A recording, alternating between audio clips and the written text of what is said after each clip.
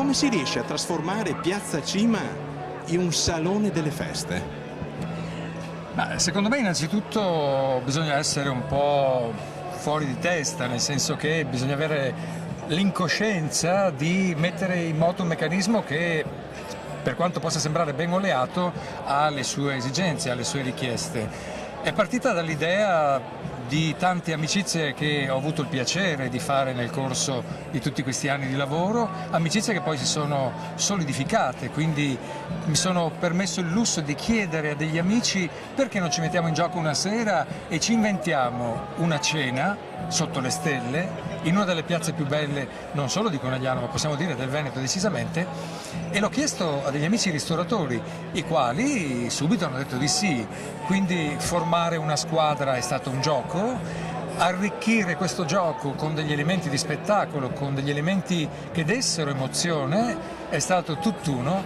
e poi alla fine dobbiamo sempre affidarci al cielo, perché la cosa più bella è chiudere la serata con un cielo stellato, con una temperatura ideale e con l'atmosfera che proprio tutte queste emozioni riescono a creare. Il coinvolgere 6 ristoratori vuol dire anche metterli tutti assieme e formare una grande squadra, non quella che si vede davanti le quinte, quelle che la gente non vede, il dietro le quinte.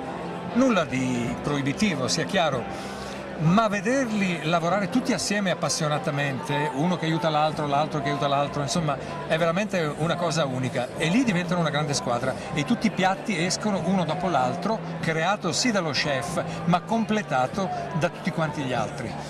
Poi dal punto di vista organizzativo, ti dicevo, ci vuole un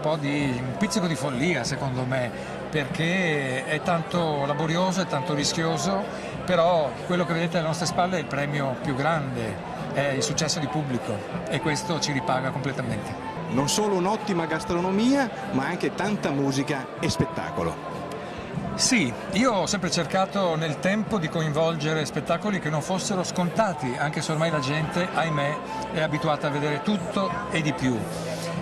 Però da un paio d'anni mi sono un po' innamorato di Italia's Got Talent, che è un riuscito programma televisivo di Mediaset, e da lì devo dire sono usciti secondo me degli artisti straordinari, e noi nel tempo, io in modo particolare, ho cercato di mettermi in contatto con questi che tutto sommato sono giovani ma hanno un talento enorme, e convincerli a venire in questa situazione. Ed ecco lo spettacolo nello spettacolo, le emozioni che continuano, per nulla scontate, come quelle che il pubblico ha il piacere di vedere stasera. Abbiamo il vincitore di questa edizione di Italia's Got Talent, abbiamo il terzo classificato di Italia's Got Talent, insomma secondo me artisti che lasceranno ancora il segno e lasceranno l'emozione.